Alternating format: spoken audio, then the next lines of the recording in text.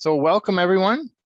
To start off, I would like to acknowledge the Algonquin nations whose traditional and unceded territory most of us are gathered upon today, and certainly the NSDF project takes place upon.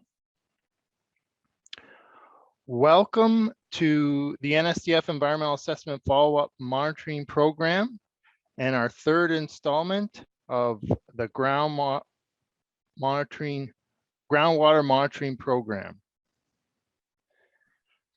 I'll start with some introductions, then we will move into some of the logistics around how the meeting's going to work today and the format, and then we'll get into the presentation, and then we'll follow that up with closing remarks.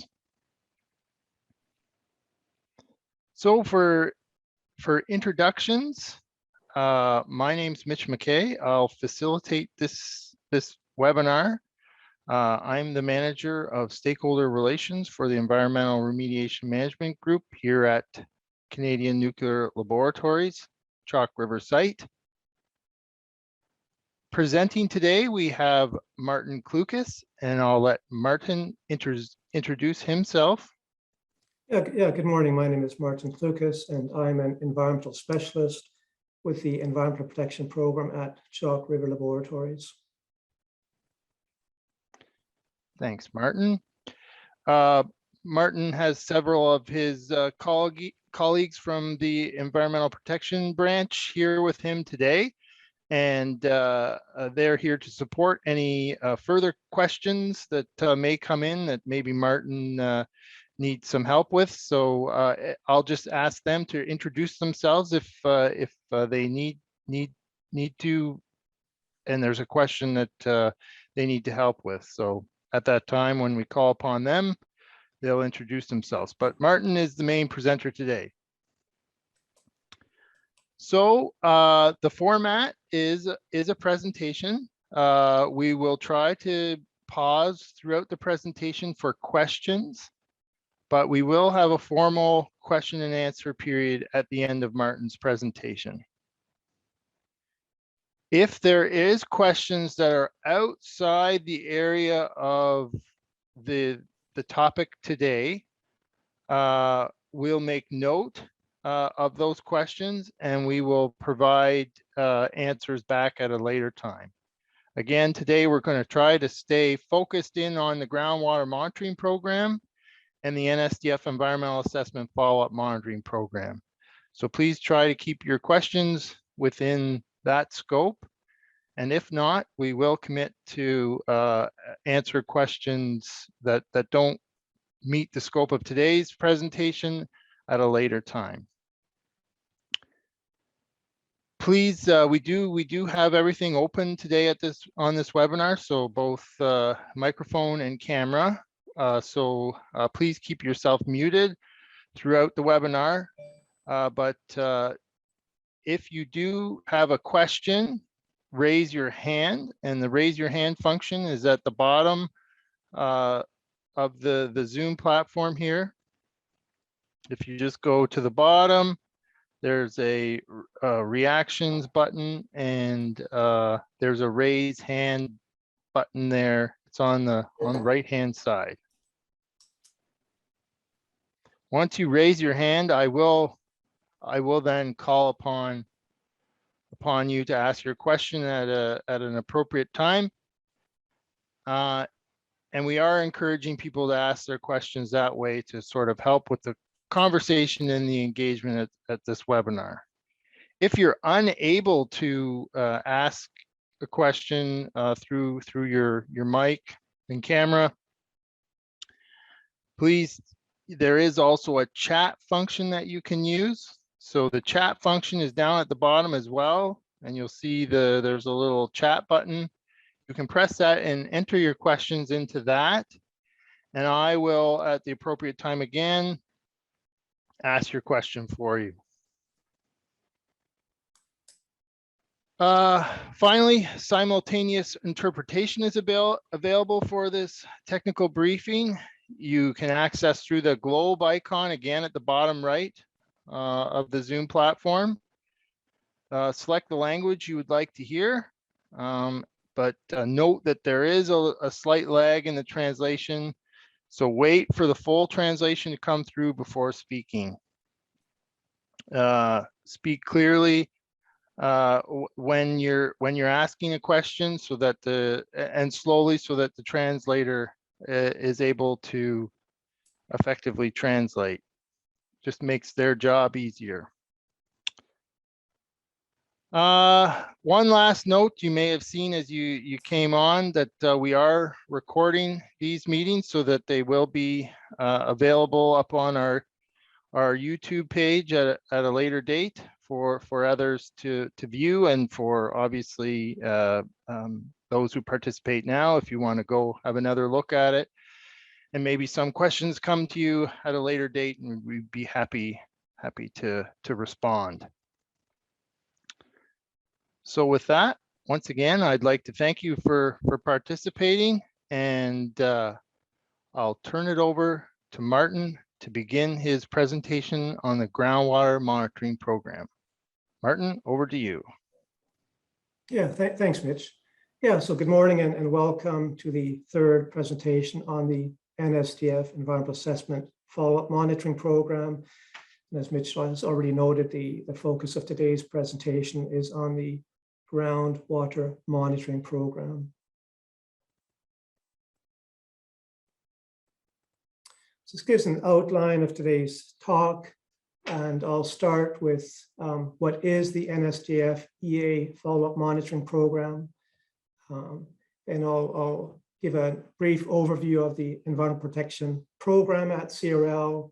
I'll speak to the Integrated Environmental Monitoring Program, and then focus on our CRL site-wide groundwater monitoring program, which is in place.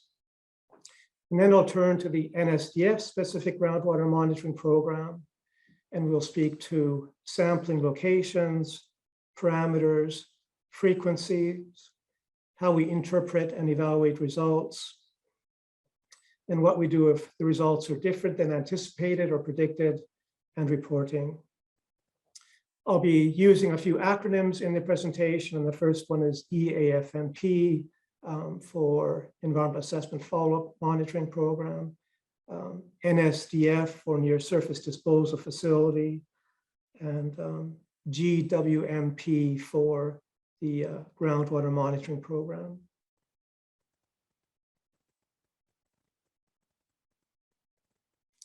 So what is the NSDF Environmental Assessment Follow-up Monitoring Program, or the EFMP, and what does it propose to do?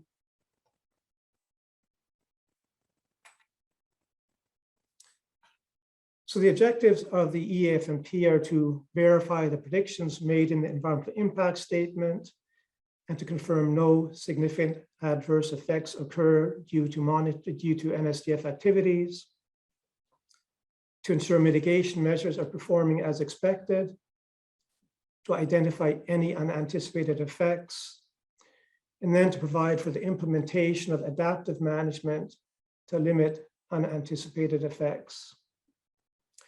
The EAFMP is divided into 4 components: the effluent verification monitoring for monitoring airborne and/or liquid releases from facilities, environmental monitoring, which monitors contamination in the receiving environment, groundwater monitoring, and operational control monitoring.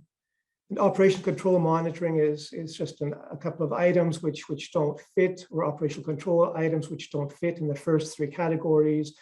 And these are things such as the monitoring of the turtle fences to confirm that they're functioning and in order, monitoring for or measuring sediment buildup in stormwater management ponds to ensure that the capacity of these is as appropriate or as predicted. The EAFMP is in draft, and we will be incorporating feedback from Indigenous groups, public members, and stakeholders. And the EAFMP will first be finalized after the environmental assessment decision by the Canadian Nuclear Safety Commission. So we're looking for feedback, and that there will be appropriate spaces for feedback in this meeting, in the middle of the call, in the middle of the presentation, and again towards at the end. And again, if you have an urgent question, that is fine too.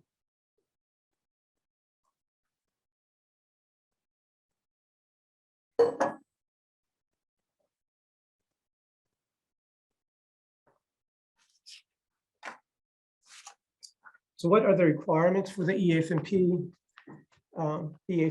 EAF&P is based on legislation and a number of legal requirements or documents. These include the Canadian Environmental Assessment Act of 2012, Canadian Nuclear Safety Commission Reg Doc 2.9.1 for environmental protection, environmental principles, assessment and protection measures. It's also based on CNL compliance requirements for effluent verification, environmental monitoring, and groundwater monitoring. And the EAF&P is also compliant with the CSA N288 standards, and there are standards for environmental monitoring, effluent monitoring, and groundwater protection programs.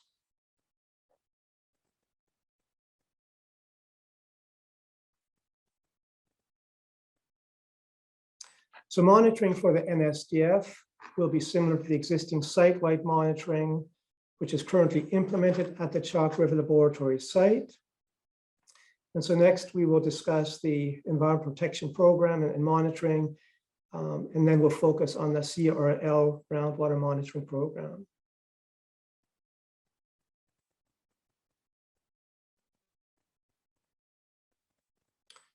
So the environmental protection program is bigger than just monitoring. Monitoring is just one aspect. This slide just gives a high-level overview of the program and mandate. The mandate is to ensure that staff and contractors practice responsible environmental management, ensure environmental regulatory compliance of all activities on CNL sites, and support the implementation of CNL's environmental policy.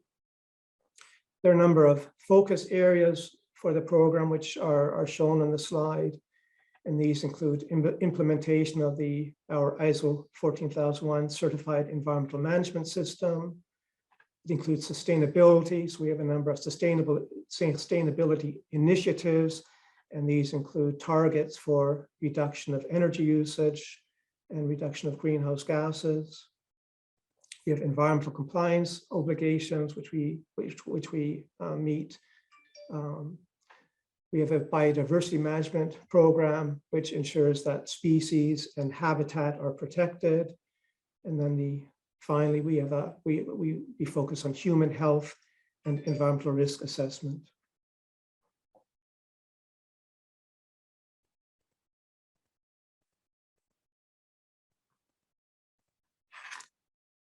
So the program is integrated. It consists of effluent, environmental, and groundwater monitoring, and these overlap. And this is depicted in the slide. Here we see stacks from which airborne emissions are released. So the airborne emissions are monitored as part of our effluent monitoring program. As a result of these emissions, there can be atmospheric deposition and deposition to soil, uptake by vegetation, so uptake in the receiving environment.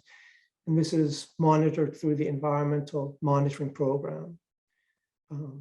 Similarly, we monitor liquid effluents, and these are where these are discharged to the Ottawa River. We do monitoring of surface water quality in the Ottawa River.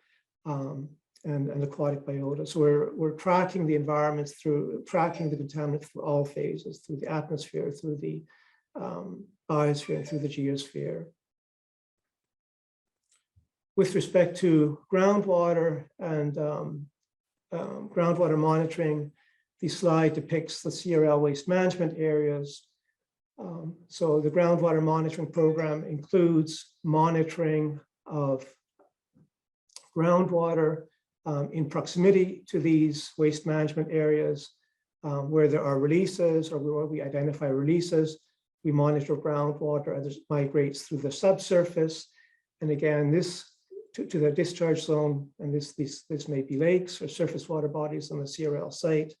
And the groundwater monitoring again guides the surface water monitoring, which is done as part of the environmental monitoring. So the point being that these programs are integrated.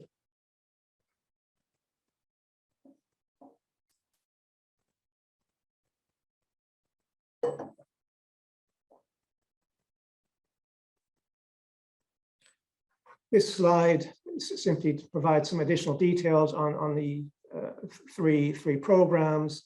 The effluent program, which involves monitoring of airborne emissions from over 60 stacks and roof vents, as well as liquid emissions from 15 liquid discharge locations. The environmental monitoring program, which includes monitoring of air, surface water, produce, fish, wildlife, and game, and atmospheric deposition at over 100 locations. And then finally, for the topic of today, groundwater, which follows the CSA N288.7 standard. We monitor groundwater at over 190 wells along the riverfront and around perimeters of operating areas.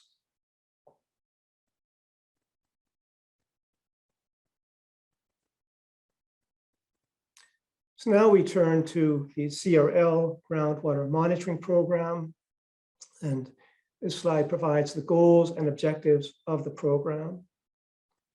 The overall goal is to monitor and evaluate groundwater conditions near nuclear facilities, waste management areas, and lands affected by past operations on the CRL property. The underlying objectives are to identify impacts on groundwater quality, to detect changes in groundwater quality, to provide data for the assessment of ecological health, and finally to guide remediation planning for the CRL site.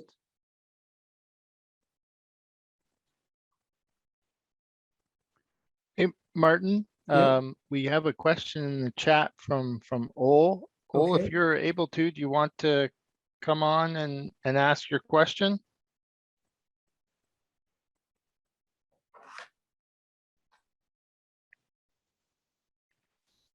Oh, perhaps Ol's having some audio issues, so I'll ask. Oh, he's got no microphone. Okay. So the question is, should not a sound environmental assessment, EAFMP, be an essential underpinning of the environmental assessment decision? Yes, of course, a sound environmental assessment should be underpin the environmental assessment. I'm not sure where you're going or with this. So I think it's the sound EAFMP be an essential underpinning of the EA decision. Perhaps others on the line would like to help out with the answer as well. So the EAFMP will be, it's subject to stakeholder review. The CNSC staff will be reviewing the EAFMP, and the EAFMP will be accepted, will need to be accepted by the CNSC in order to be implemented. So there is, it's subject to public input, Indigenous input. It's subject to rigorous review. What we have put forward here is a draft. And changes suggested or recommended by through the review process will be considered. And again, the CNSC at the end of the day needs to accept this plan in order for it to be implemented. I'm not sure if others want to add to that. Oh, thanks, Martin. It's Sandra. Sorry, my husband's working from home as well and just got on the phone. So I just wanted to add that the draft EAFMP has been provided to the Canadian Nuclear Safety Commission staff as well as the federal provincial review team. The EAFMP was based on the recommendations that are in the final environmental impact statement. So really it is a larger, more detailed version of what was recommended in the EIS. So the EAFMP is an essential underpinning of the EA decision. However, once the commission reviews the EA as well as the licensing, there might be recommendations from that process that would go into the finalization of the document and the monitoring program. Okay, thank you, Sandra, and thank you, Martin, and thank you all for your question. And Martin, I apologize for wrecking your flow here, but hopefully you can get back into it. Yeah, I think we're good. Thanks. Yeah, thanks all as well. Yeah, so we've moved into the discussion of the CRL site groundwater monitoring program. We've talked about the objectives, and the next question is, where do we do groundwater monitoring, or when is groundwater monitoring triggered? And this is really based on the CSA N288.7 standard, and the requirements are listed on the slide, and these are: if there's a regulatory requirement for monitoring at a facility, if a facility has significant quantities of nuclear or hazardous substances, and there is a potential for an unmonitored release to ground. So this is the case for many of our older waste management facilities, as well as older nuclear facilities on the CRL site, for which we do monitoring. If there have been impacts on soil or groundwater from past operations, and again, this relates to many of our operations in the past. If ecological benchmarks for soil or groundwater have been or are predicted to be exceeded. And finally, if monitoring is required for other business reasons, for example, if there are stakeholder concerns, or maybe we're simply monitoring out of due diligence to demonstrate that our barriers are performing as expected.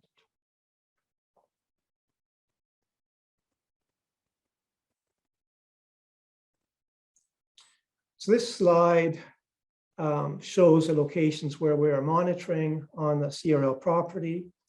And the slide, I'm not sure if you can see the cursor, but it's really, we're looking at the southeastern region of the CRL site. In the top right corner is the Ottawa River, and adjacent to the Ottawa River is, of course, the built-up area of the CRL site where most of the laboratory facilities are located. A large portion of the CRL site is an outer area, which is undeveloped, with the exception of waste management areas, and these are shown in orange. So we have 34 monitoring sites or monitoring areas on the property, and a total of 190 monitoring wells are installed. The monitoring sites include nuclear facilities in the built-up area, such as the NRU fuel storage bays, storage tanks, the Ottawa River shoreline, as well as the waste management areas shown in the outer area. And these are shown as noted in orange. I'm not sure how good your visual is on your screen, but many of these waste management areas, as already pointed to, are from the early days of the operation. They're closed and no longer accepting waste, but there have been impacts or releases to ground from these, and these impacted areas are shown in the gray or orange shading, downgraded of these waste management areas.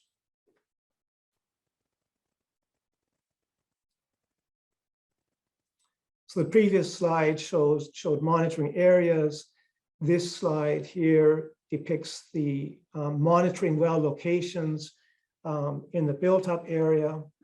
So I'd just like to highlight, we have over 30 monitoring wells along the Ottawa River shoreline.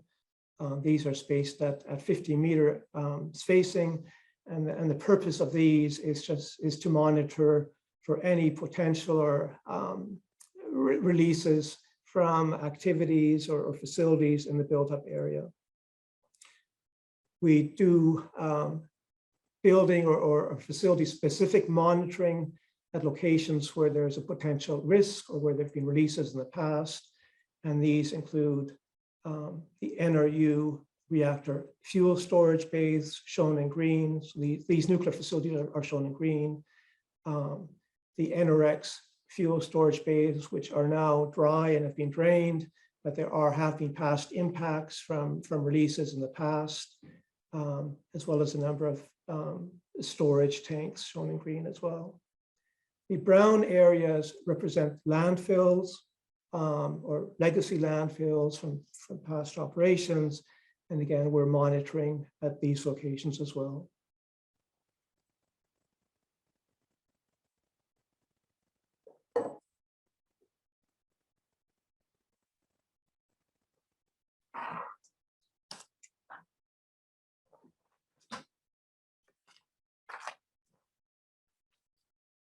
So this slide provides an overview of the groundwater monitoring program. I guess I'd like to make a few points, and the first being that the program is very well established on the CRL site. Groundwater monitoring and contaminant migration studies have been conducted at Chalk River for over 60 years. In the early years, these studies focused on the waste management areas and studying contaminant migration from these areas. The monitoring program was formalized in the mid-1990s, and routine monitoring was initiated at all waste management areas and in the built-up area of the Chalk River site. The monitoring program includes a number of elements, and these are listed on the slide. These include routine monitoring and assessment of groundwater levels and flow pathways at all monitoring sites. Annual and or semi-annual sampling with up to 200 parameters at monitoring locations. So each year we collect over 1,900 samples and perform over 25,000 analyses. The analysis requirements vary from site to site, but they're based on the facility history and the potential for release. At all locations, as this is a nuclear site, we monitor for radionuclides or for the key radionuclides, and these are gross beta, gross alpha, and tritium. Then we monitor for non-rad parameters as appropriate, and these include metals, major ions, and a broad range of organic and inorganic compounds. We have a systematic data evaluation process. As a first step, the results are evaluated against baseline screening concentrations to detect any changes to groundwater quality. Where impacts to groundwater quality are observed, the results are evaluated against protection criteria for ecological health and actions taken as appropriate where there are exceedances. We look at trends in data. We have a comprehensive quality assurance, quality control program to ensure the quality of our data. The program is not static. A program review is done each year to identify areas of improvement. This includes review of data trends to verify the effectiveness of the program. It includes a review of site operations to identify any changes or new facilities that may trigger monitoring. And finally, a summary of the groundwater monitoring results are issued to the CNSC annually through our Environmental Monitoring Program report.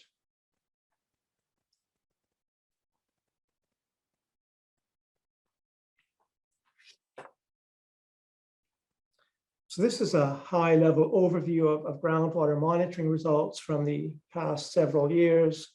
And as already noted, groundwater quality has been affected in several areas on the property, and these impacts are associated with the early waste management practices, which included placing wastes in unlined trenches with no engineered barriers, disposing of low-level liquid radioactive waste in dispersal pits, and some of these impacts are also associated with aging infrastructure, such as the NRU reactor fuel storage bays.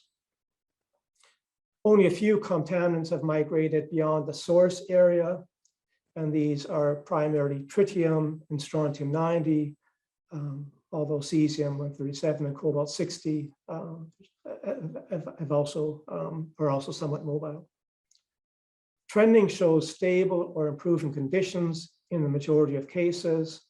And I'm showing here on the right tritium concentrations at the western perimeter of one of our waste management areas for the period 1997, when routine monitoring was initiated, to present, to 2021. And so what you can see on the slide is a gradual decline in tritium concentrations over time. Where appropriate, we have taken action and introduced remediation measures or groundwater treatment systems. Groundwater treatment systems have been installed at 4 sites where the potential for ecological impacts was identified, and this is associated with strontium-90 migration. And these include 2 passive treatment systems and 2 pump and treatment systems at waste management areas. So this slide really concludes the first portion of the presentation, where we're speaking to our environmental monitoring program, and more specifically the groundwater monitoring program. So I'd just like to pause now to give people an opportunity to ask questions or provide feedback. Thanks, Martin. Yes, nice time to have a pause and give some space for questions for Martin or his colleagues on the first portion of the presentation here. Again, just put up your hand if you'd like to ask a question, and I'll call upon you, or you can type it in to the chat function, and I can ask it for you if you don't have the ability to come on microphone or camera.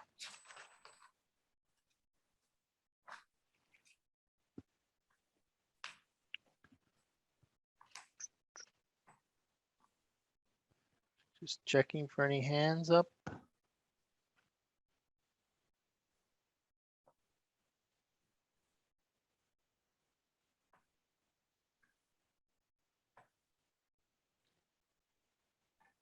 Okay, I'm not seeing anything at this time. Nothing in the chat, no hands up. So I will let you continue, Martin. Yeah, thanks, Mitch. Yeah, so what does the NSDF specific groundwater monitoring program do? So you've seen this slide before, but just briefly as a review, the purpose of the groundwater monitoring program is to verify predictions from the environmental impact statement and confirm that there's no significant adverse effects occurring, to ensure that mitigation measures are performing as expected, to identify any unanticipated effects, and to provide for the implementation of adaptive management to limit any unanticipated effects.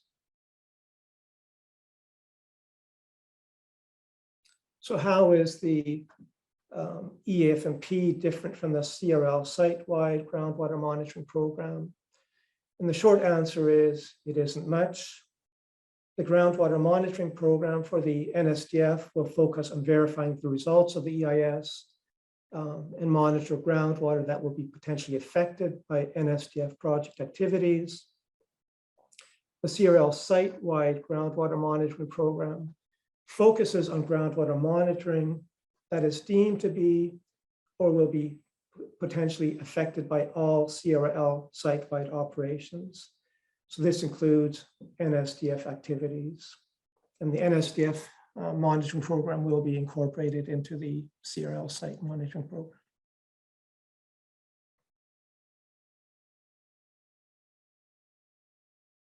Yeah, so before I speak to the monitoring program, I'd like to give an overview of the NSDF project as it relates to groundwater, and then speak to current groundwater conditions and EIS predictions. So what are the effect of the of NSDF activities on groundwater, potential effects. And then I'll move to a description of the groundwater monitoring program that's being proposed. So this slide gives an overview of the near surface disposal facility. And I believe you've seen this before, but just as a recap, the engineered containment mound consists of a perimeter berm shown on the slide, and a base liner system to contain leachate and waste, and specifically to contain the leachate that's generated during operations. The base liner system will be constructed in 2 phases. In the first phase, and it's this portion up here, the first phase, the liner will be installed and provide a capacity for the first 25 years of operations. In the second phase, this is a portion up here, the liner for the upper portion, or for this portion, will be installed. The containment mound design includes 6 disposal cells in the lower port, in this portion here, I see it's shown as the upper portion, and 4 in the lower portion. The development of the cells is phased. Waste will be placed in the disposal cells in sequence. When a cell is full, a temporary cover followed by final cover will be installed. And the cover will isolate the waste and prevent precipitation from entering the waste, and thereby minimize or eliminate leachate generation. The design includes 3 stormwater management ponds. One is shown here, and a second here, and a third here. So we're looking downward towards the wetlands at the base. The clean water that has not come into contact with the waste is collected in the containment mound and will be transferred to the stormwater management ponds. And the water from these ponds will be released to the down gradient wetlands. The NSDF includes a wastewater treatment plant shown in the foreground. The wastewater treatment plant treats leachate generated during the placement of the waste in the mound. The treated leachate will be discharged to groundwater via an exfiltration gallery located in approximately this location. Discharge to groundwater is a preferred option because it leads to a longer transit time and provides for additional radioactive decay for the flow path to the groundwater, to the Ottawa River. However, the exfiltration gallery does not have enough capacity to manage the effluent under high water table conditions. And because of this, the design includes an effluent transfer line for discharge of treated effluent to Perch Lake.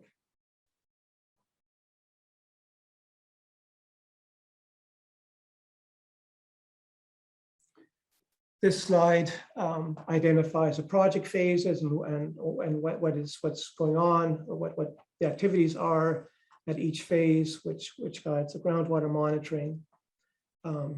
During the construction phase, this will include the construction of the engineered containment mound liner system, the perimeter berm, and the construction of surface water management ponds, so the 3 surface water management ponds. It will also include the construction of the wastewater treatment plant, exfiltration gallery, and the effluent transfer system and Perch Lake discharge. During the operations phase, which covers a 50-year period, there will be phased development of the disposal cells, placement of the waste in these cells, and then progressive closure of the disposal cells, along with installation of a temporary and final cover. The wastewater treatment plant will be operating over this 50-year period, and the treated effluent discharge to the exfiltration gallery and or Perch Lake. During the closure period, There will be installation of any remaining components of the final cover of the engineer containment mound. The wastewater treatment plant will continue to operate over this period. However, with the replacement of the cover and finalization of the cover, infiltration or precipitation and infiltration to the mound will be reduced and eliminated. And it's anticipated that during this period of time, leachate generation will be reduced and eliminated. During the post-closure period will include surveillance and inspection activities to verify the integrity of the ECM as long as necessary. So groundwater monitoring for the engineered containment mound will focus on the operations, closure, and post-closure periods. That said, we have initiated monitoring at the site and will be monitoring during the construction period. With respect to the exfiltration gallery and monitoring of impacts on groundwater from release of the treated effluent, the monitoring for that will be focusing on the operations and the closure period.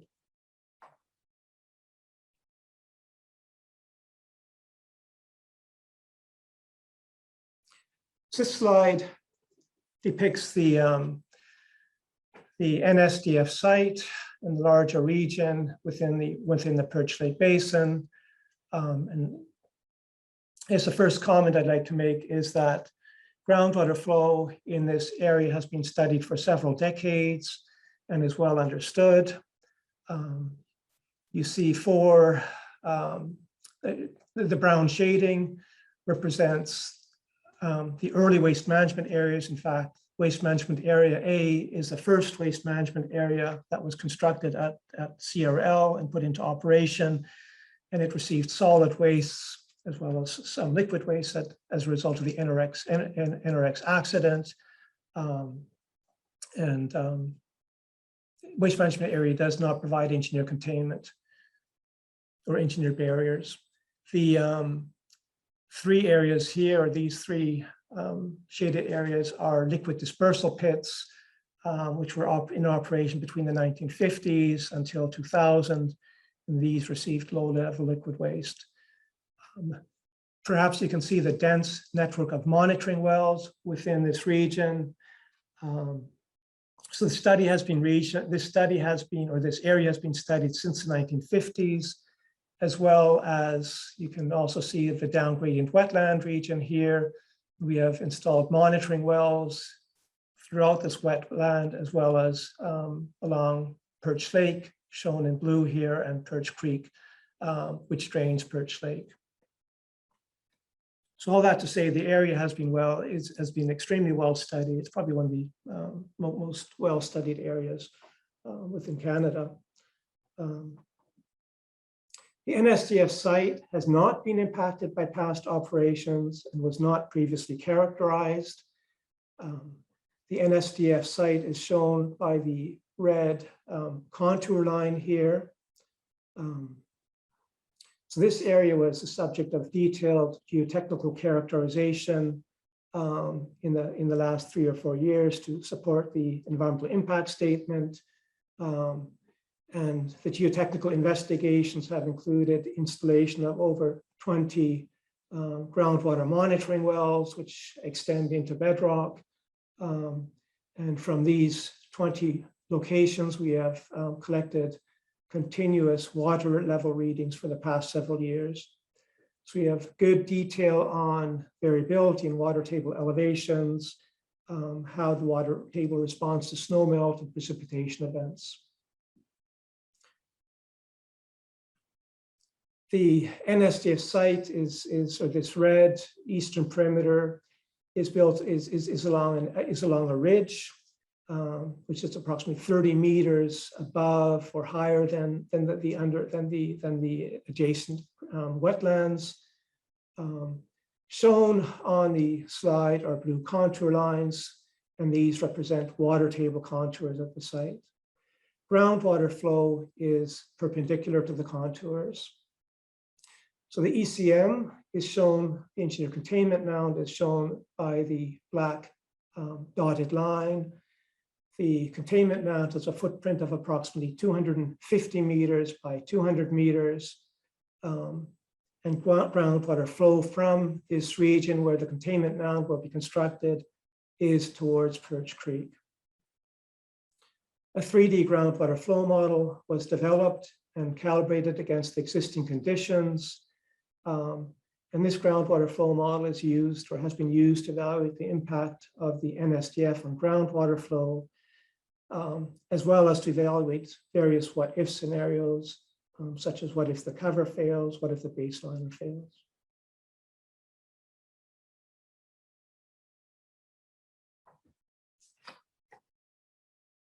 So the next slide will show a stratigraphic cross-section showing the geology of the site, and will extend from the central portion of the ECM along the flow path to Perch Creek.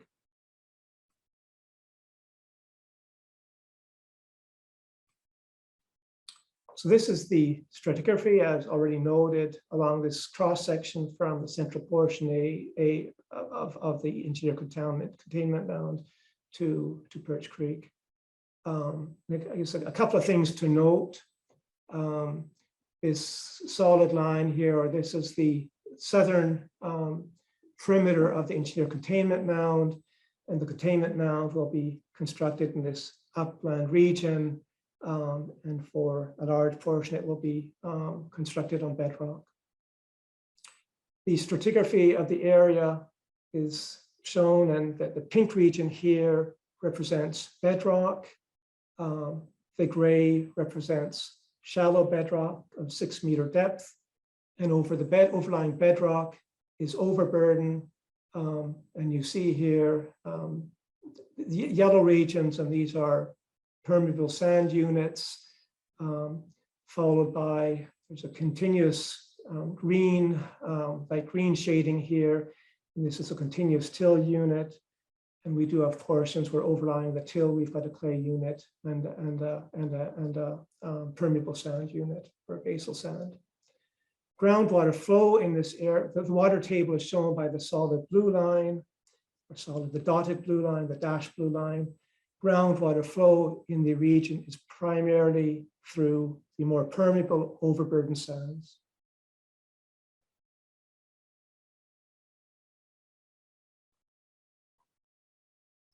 So what are we predicting? What impact will the EIS or the project have on groundwater? So it's already noted. I'll speak first to the engineer containment mound and then to the exfiltration gallery. The containment mound is shown here, and as already noted, it includes a base liner system, which will prevent infiltration to ground, as well as the cover system once the waste has been replaced. And this liner system, this base liner system, will reduce infiltration over this footprint, or eliminate infiltration over this footprint, and result in a decrease in water table elevation in the central portion of the mound of up to 8 meters and up to 1 meter around the perimeter of the mound. So there's a drop, there's drawdown as a result of the engineer containment mound. However, there is no overall change in groundwater flow patterns. Groundwater from this region will continue to migrate to Perch Creek, which we've, as noted, discharges to the Ottawa River. The groundwater transit time from the mound, perimeter of the mound, to Perch Creek is of the order of 5 to 15 years. With respect to the exfiltration gallery, which is located in this area and is a gradient of the East Swamp wetland, the discharge of treated effluent is predicted to lead to an increase in the water table elevation at the gallery of about up to 1 meter. Groundwater flow in this region flows to the west towards, to this wetland, through this wetland, and discharges to East Swamp Stream, and then reinfiltrates back to ground in this region, downgrades into the stream, and migrates again towards Perch Creek. So again, localized change in water table elevations at the gallery, no predicted change or minimal change in the wetland for the exfiltration gallery.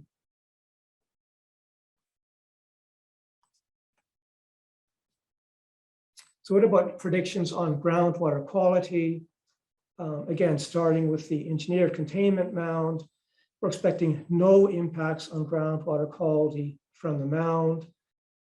The double base liner system depicted on the right will isolate the waste and contain any leachate.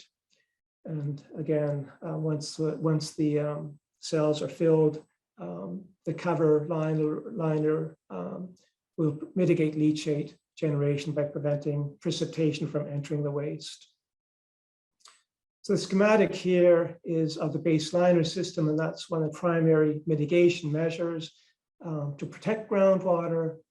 And this includes a primary and a secondary liner system.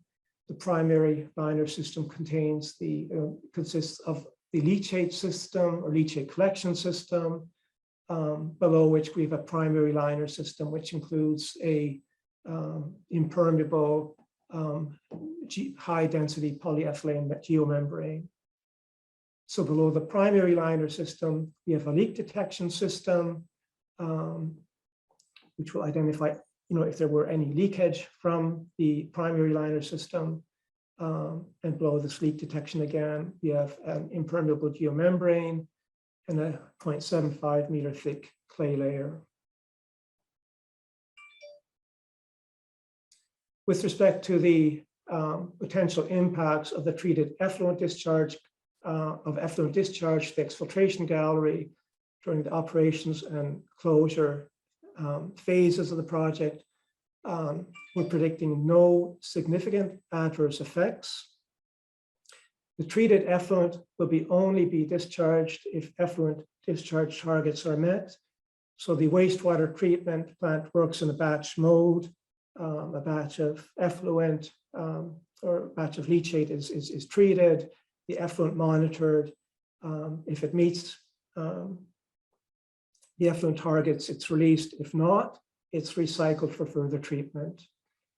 So the radiological discharge targets for are the drinking water guidelines for radionuclides.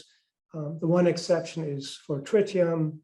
And for tritium, we use a site-specific derived effluent discharge target, which will ensure that tritium in Perch Creek, so this is the stream that drains the Perch Lake watershed, remain below the drinking water guideline. With respect to the non-radiological contaminants, the discharge targets are sourced from federal and provincial guidelines for protection of biodiversity.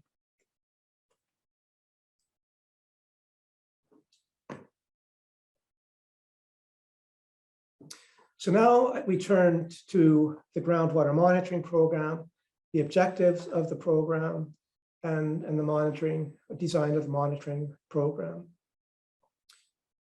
So there's two activities. We have objectives for the engineer containment mound and the exfiltration gallery. So the monitoring program objectives for the containment mound are to verify the groundwater flow predictions, the changes we predicted, and then to confirm the long-term effectiveness and integrity of the engineer containment mound. And this is for the three project phases: operations, closure, and post-closure.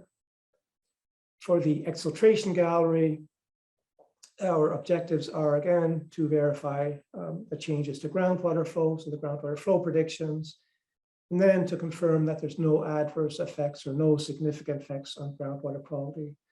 And this applies to the operations and closure phases.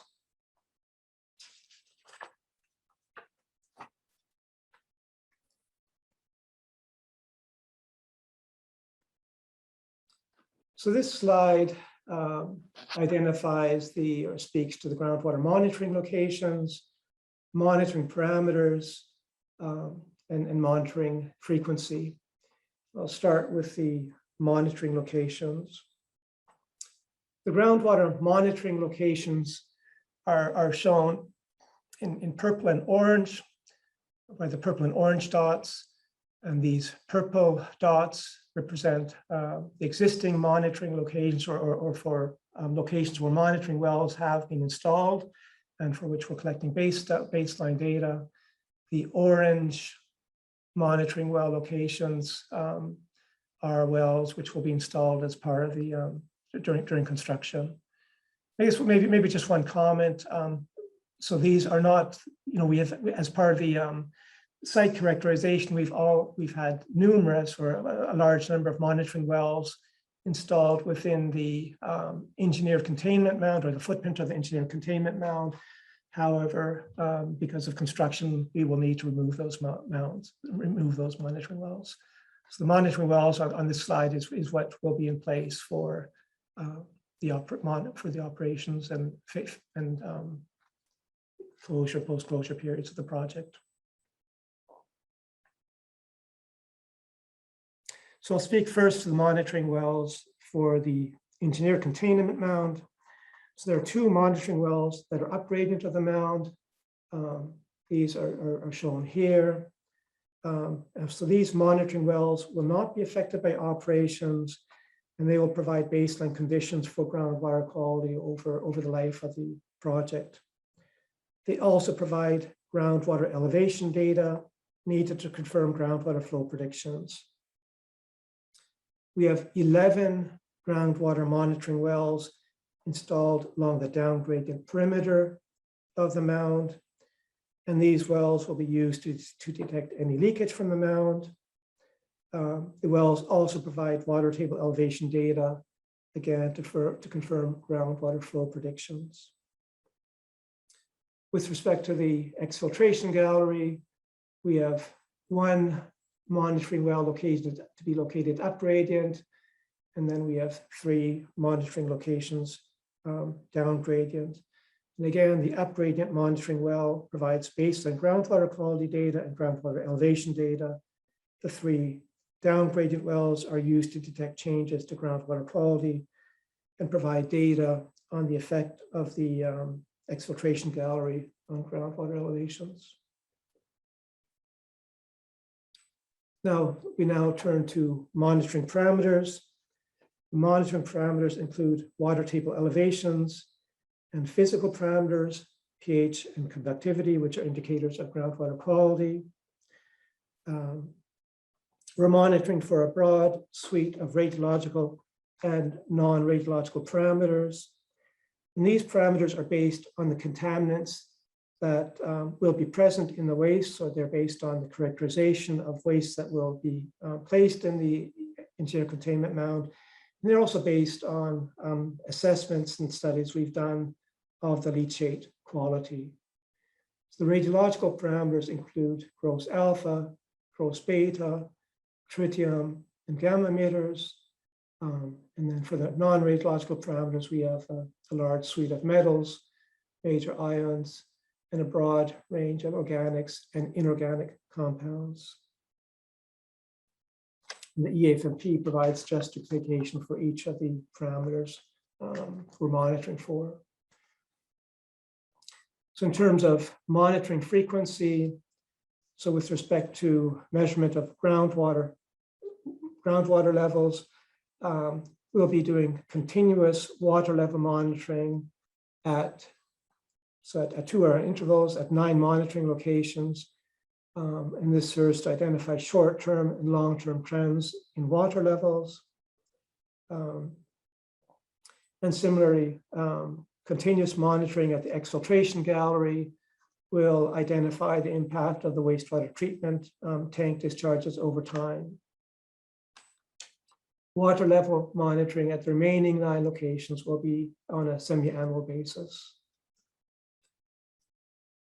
Groundwater samples at these locations or at all locations will be collected semi-annually for groundwater quality analysis. And semi-annual sampling is considered appropriate given the slow migration of contaminants in groundwater. With respect to baseline data, as already noted, we've been collecting, in addition to the baseline data, which is provided by these monitoring wells, up gradient of the facilities. We also have baseline data from monitoring wells, these existing monitoring wells located down gradient for the past 3 or 4 years.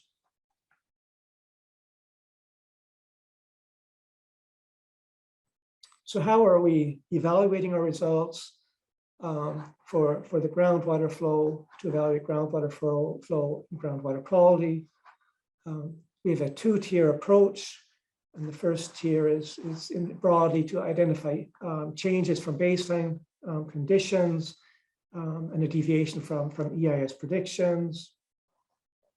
And the tier 2 criteria represent groundwater protection-based benchmarks.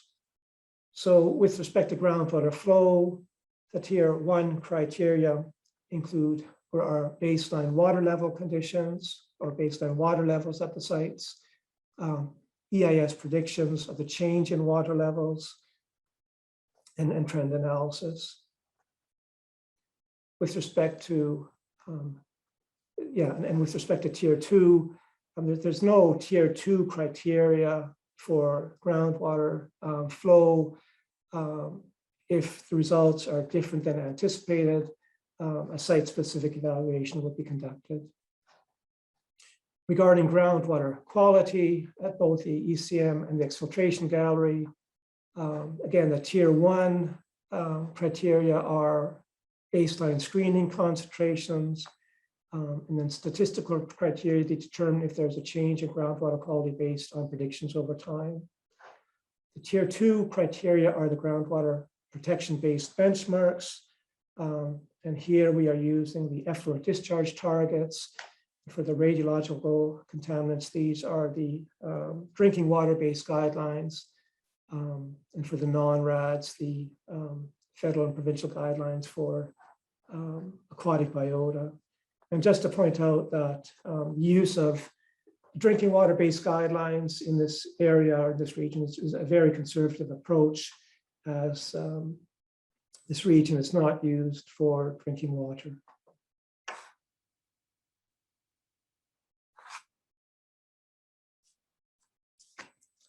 So what happens if exceedances occur? So the response is commensurate with the level of risk.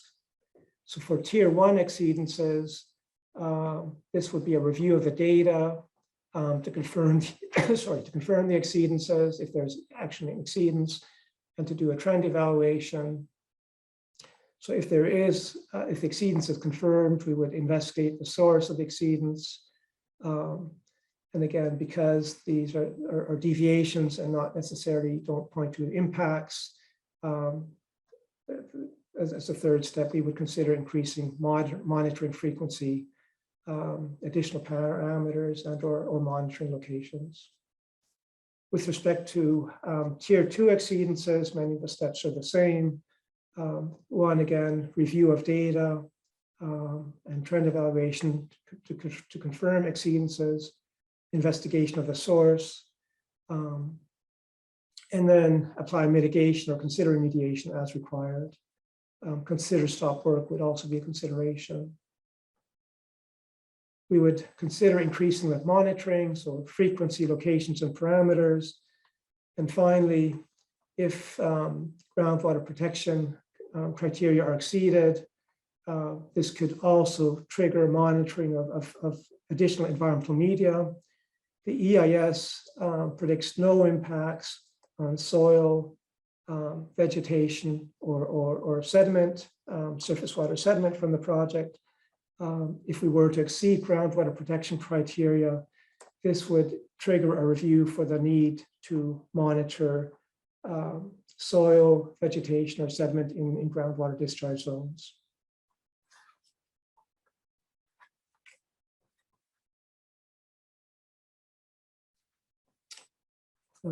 So how will we be reporting the results of the NSDF EMP? yeah, similar to the effluent and environmental monitoring. The data will be analyzed as results are obtained. Results will be reported to the CNSC annually for the CNL site license. And we will be reporting in two documents. One, groundwater monitoring results will be reported in the integrated environmental monitoring report. And two, in the EA follow-up monitoring report, which is specific to the NSDF project. The EA follow-up monitoring report, the purpose of that is to confirm predictions and verify the effectiveness of mitigation measures. So we anticipate as the effectiveness of the mitigation measures is confirmed, reporting in the EA follow-up monitoring report will cease, and reporting will be limited or primarily through the integrated environmental monitoring report.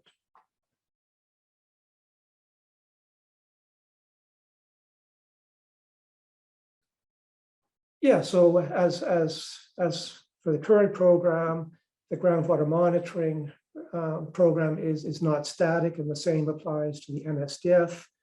To ensure that the EAFMP remains effective, an annual data assessment and an annual program review is conducted. The annual data assessment will focus on data interpretation and trends of the past year to determine the need for additional monitoring or investigations. For example, if trending shows increasing concentrations, we may need to increase monitoring frequency or add monitoring locations. If trending shows that concentrations for a parameter have been below detection levels for at least 5 years, we may consider decreasing the frequency of monitoring for that parameter. The annual program review also focuses on changes in operations or regulations, which could trigger changes in monitoring. And for the NSDF, one area we'll be paying close attention to is the operation of the wastewater treatment plant and the quality of the effluent. We'll certainly need to ensure, or we will need to ensure that the monitoring of parameters in groundwater at the exfiltration gallery are consistent with the what we're seeing in the effluent discharged. So now we're coming to a close of the presentation, and just to summarize, again, the groundwater monitoring is a component of the EFME for the NSDF project, and it is aligned with the appropriate CSA standards. The results will be reported annually and submitted annually to the CNSC as part of the NSDF commitments. Adaptive management will be employed as the NSDF project evolves, so if results are different than expected, measures will be undertaken to investigate this and to address as appropriate. The EFMP draft is currently available on the CNL NSDF website, and we look forward to comments from stakeholders and the public that you may have. The EFMP will not be finalized until a commission decision is made. Yeah, so we welcome any further comments or questions you may have.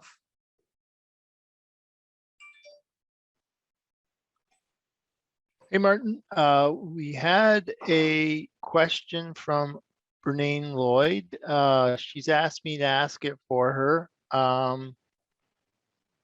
Not quite sure the slide 25 or slide 29. Slide 29, let's try slide 29. Her question is, was slide 25. Oh, it is slide 25? Okay. Back up a bit. Right. No, go forward. Sorry. Forward meaning 24 or? 25, 26, 27. I'll tell you when we get to it. Another? Another? 28, this is the one. Is this 28? Can barely see it. Yeah, I guess it's 20. Anyway, this slide. Right.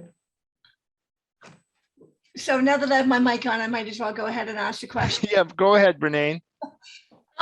So I just want to understand the detail in this. So as I understand what you've presented, so there would be there's no consideration of mitigation for tier 1 exceedance. That's correct, because go ahead. And for a tier 2 exceedance, you would apply mitigation. What are those mitigation options? And what's the decision-making criteria for selection of a mitigation option? I may have just missed this, but I'm interested in this detail. Yeah, so the mitigation options, would depend upon what the impact is, or the scope of the impact. Mitigation options for the exfiltration gallery. If we were observing that the water table was rising greater than anticipated, and that that the wetlands were being flooded, well, we don't expect that to happen, but one mitigation measure would be to route the effluent to the perched lake as opposed to the exfiltration gallery. We're certainly not expecting leakage from the mound, but we have implemented groundwater treatment systems in the past for existing waste management areas. Certainly remediation would be a groundwater treatment would be a possibility. And there's a whole range, down the road, if there was leakage from the mound, cover repairs could be conducted. So there's a whole suite of mitigation measures that could be implemented. And these would go through, there would be a formal review and decision-making process to determine what mitigation measures would be undertaken. So this would be a formalized process. And can we expect to see those mitigation options described as part of the review process, or do you intend to just wait and think those up after you have a problem? Well, so the EIS, the environmental assessment, the EIS section on follow-up monitoring does speak to adaptive management, and it addresses some of the items which I've just noted. So we're not doing this on the fly, but certainly mitigation measures would be implemented as appropriate and based on careful review and thought. Okay, I'm still not understanding though whether you're going to describe in advance in a reasonable level of detail what those mitigation measures or options might be, what the contingencies may be, and how they would be implemented. Yeah, so at this point, this is not addressed in the EAFMP, but we'll certainly take the comment and consider it. Okay. So then we can't expect to see more on that in advance of approval. Is your proposed approach? I would suggest making the comment, and we'll note the comment and consider it. Okay. Can we just go back? Sorry, Mitch, I don't know if there's others in the queue. If we could just go back to tier 1, there's no mitigation for a tier 1 exceedance. Same slide. Is it CNL's position that there's no consequence of a tier 1 exceedance, or what's the rationale for having no mitigation? So that's right. The tier 1 represents a minor deviation from baseline conditions. And as noted, for example, for groundwater quality, we're using a drinking water the drinking water guidelines for the RADs. This area is not used for drinking water. So an exceedance of a drinking water, an exceedance of a baseline or a minor deviation doesn't trigger an impact. Okay, thank you.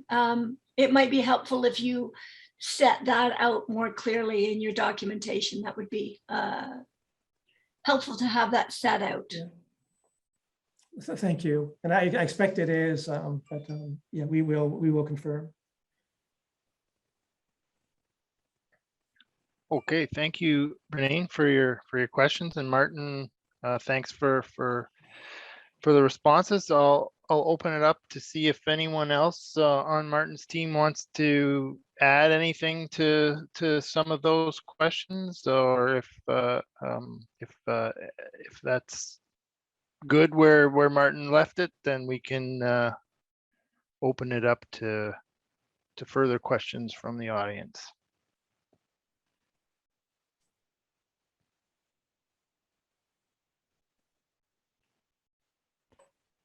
Okay, so I don't have any hands up at this moment. I will check in. W. Turner, is that Bill Turner? Has his hand up, so I'll call on Bill to ask his question. Okay, yes, it is Bill Turner. And I have to thank you for the 3 presentations. I find them kind of intriguing, but that said, my question is not strictly related to today's topic, but is relevant to all 3 presentations.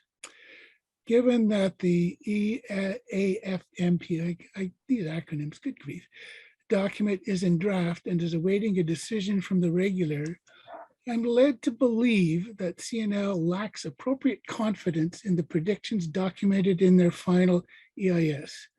What is CNL's level of confidence in those predictions?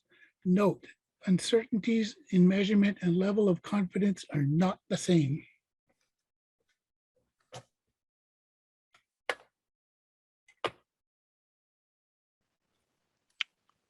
So Bill, could you maybe repeat the question? And I think I'll deflect that to Christine. Okay, I may get this a little bit different from what I already said, but that's okay. The idea is that if the document that you've got, which is documenting this follow-up monitoring program, is in draft. Yeah. Draft suggests to me there is some uncertainty, and also means that there's some lack of confidence in whatever the predictions are that you're making in your EIS. And the question becomes one of, what is the level of confidence in your predictions? Yeah, so I guess one, I'll take a first stab at this, and then others can chime in. So the reason why the EAFMP is a draft is not because we have uncertainty in the predictions, but to provide stakeholders, the public, the Indigenous groups to review and provide feedback. As well, this document goes through the federal review process, so that's why it's a draft. And with respect to uncertainty in predictions, I think I can speak, I can't quantify this, but I certainly have, with respect to groundwater flow and groundwater quality at the site, this basin, as we've already talked about, is very, very well characterized. In fact, it's extremely well characterized. So, you know, we've done a sensitivity analysis on the groundwater flow, and I've got good confidence on in the groundwater predictions. But again, I have a hard time. You know, I can't quantify that for you at this point. But we can certainly talk offline or in another appropriate venue. Does anybody want to add to that?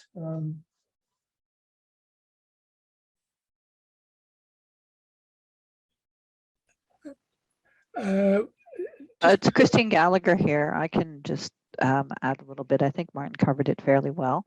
I mean, the reason that this is draft is to allow for public and Indigenous and other stakeholders to weigh in on what they would like to see in our EAFMP, the follow-up program. So that's why it's, that's why it's a draft right now. It's not that we're not confident about the predictions in the EIS or anything else like that. This is the process, and this is why it's a draft. I would ask the question then, surely as Ole asked at the very beginning, this program is critical to a decision as an EA decision. In other words, what is exactly the follow-up program to ensure the predictions are being met?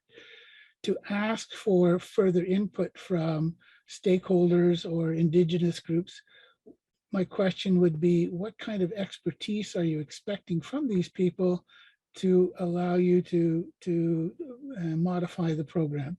I understand that, but I will comment one thing about what Martin said, and that is uncertainties and level of confidence are not the same. So please bear in mind that they are not the same. Yeah, I guess one comment I'd make, Bill, is, the whole reason, or why are we doing the monitoring? And the monitoring is to confirm predictions and, recognizing that there is uncertainty in the predictions. That's really the driver for it, or one of the drivers for this. Thank you, Martin. I will leave it at that. Yeah, thanks, Bill.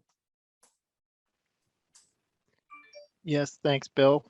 And we'll open it up again to any other questions. A reminder, you can put your hand up or type into the chat. While we're waiting, maybe I'll just check in to make sure. I saw earlier in the chat, Heather had a few questions, but it looks like they were answered in the chat, but I'll just check in. Heather, you can give me the thumbs up if you like, or you can put your hand up if you'd like to clarify anything you asked.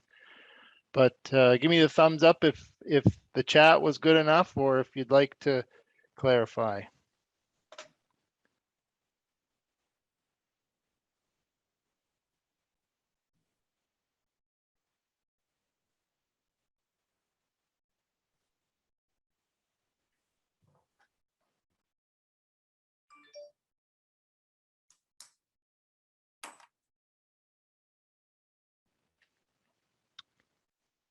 It appears we're okay. Heather's got thumbs up. Okay. Any other questions from the audience? Again, hand up or put your question into the chat.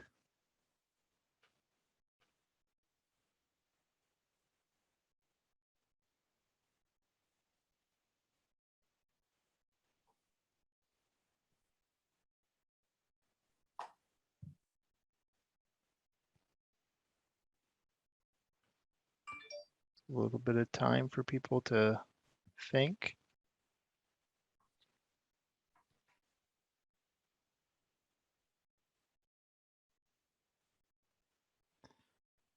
Well, as people maybe are thinking, I'll wrap things up. And then if you have questions while I'm wrapping things up, feel free to get into the chat or put up your hand. So I'd like to thank everyone for your participation throughout the three EAFMP sessions. We certainly appreciate your feedback, your questions, your engagement, and your participation in these three sessions. Any additional questions or comments you'd like to get in that you think of, or you've jotted down and you're not ready to ask, please email us at ermstakeholder@cnl.ca, and we'd be happy to get back to you and to document those comments or questions. As I noted off the top, this presentation will be available in both official languages on our YouTube channel, so you can go back and watch all three again if you like, and maybe some further feedback comes back to you at that point that you'd like to get into us, and we are happy to have that. So do appreciate that. So I don't see any more hands up or questions in the chat. So with that, I will once again thank you very much. Thanks to Martin for the great presentation today, and for the colleagues earlier in the week as well. And thank you for spending time with us today. It is really appreciated, and we're hopeful that you'll attend other sessions that we have throughout our regular webinars on the project and other such sessions. So thanks again, and please take care, and hopefully see you soon. Bye, everybody.